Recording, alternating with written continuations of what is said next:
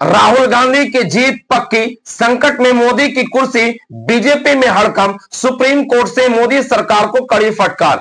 पिछले कई महीनों से भारत के राजधानी दिल्ली के अंदर जो कुछ चल रहा है, इसके बीच राहुल गांधी को तीन लोगों के साथ लड़ना पड़ रहा है। एक सत्ताधारी पार्टी के साथ, दूसरा चुनाव आयोग के साथ और तीसरा गोदी मीडिया के साथ। जब सत्ताधारी पार्टी के साथ कोई लड़ाई नहीं, चुनाव आयोग के पर्दाफाश की जा रही है, चुनाव आयोग से सवाल किए जा रहे हैं, तो चुनाव आयोग के जरिए से भारतीय जनता पार्टी जवाब दे रहे हैं और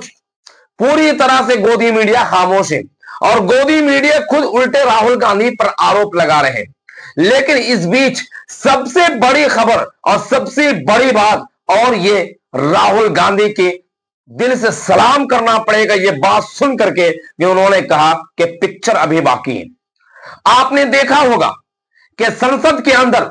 राहुल गांधी और तमाम विपक्ष पार्टी एक साथ मिलकर के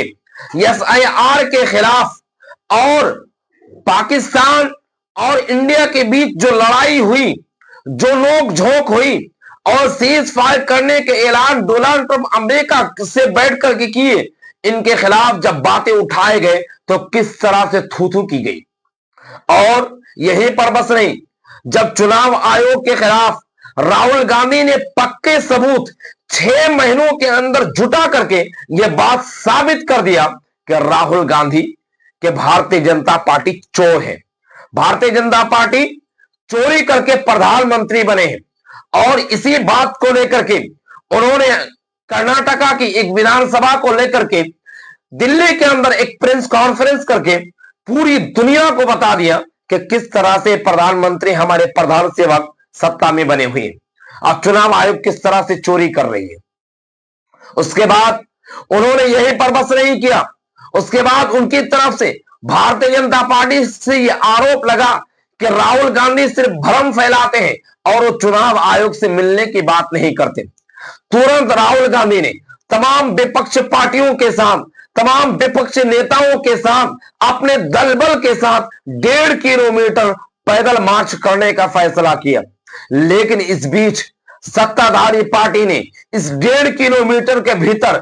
7 जगह बैरिकेड लगाए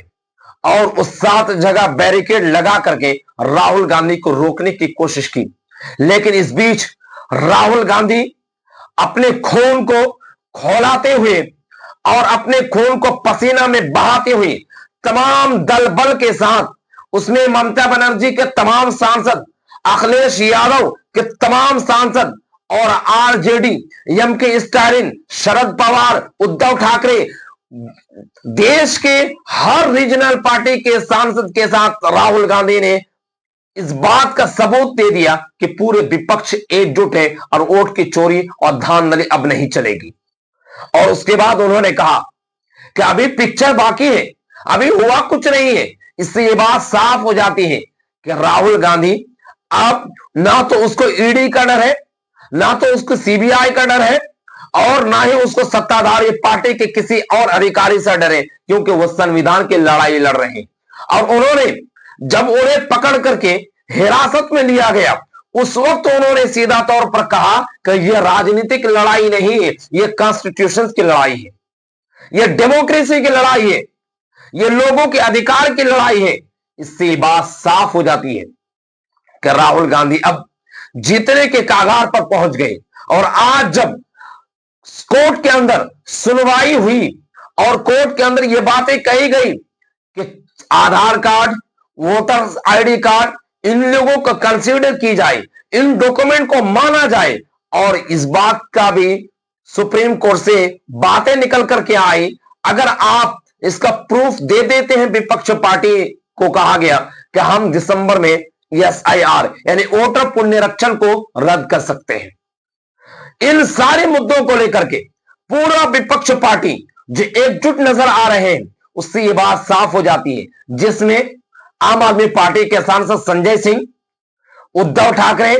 संजय राउत, शरद पवार, ममता बनर्जी, एमके स्टालिन और आरजेडी के तमाम नेता इन सब मिल करके राहुल गांधी को ताकत दे करके इस बात को साबित कर दिया कि राहुल गांधी की जीत अब पक्की है, वो जीतेंगे, किसी भी सूरत में जीतेंगे, जिसको लेकर के राहुल गांधी अब मुखर होकर के कहा कि पिक्चर अभी बाकी है।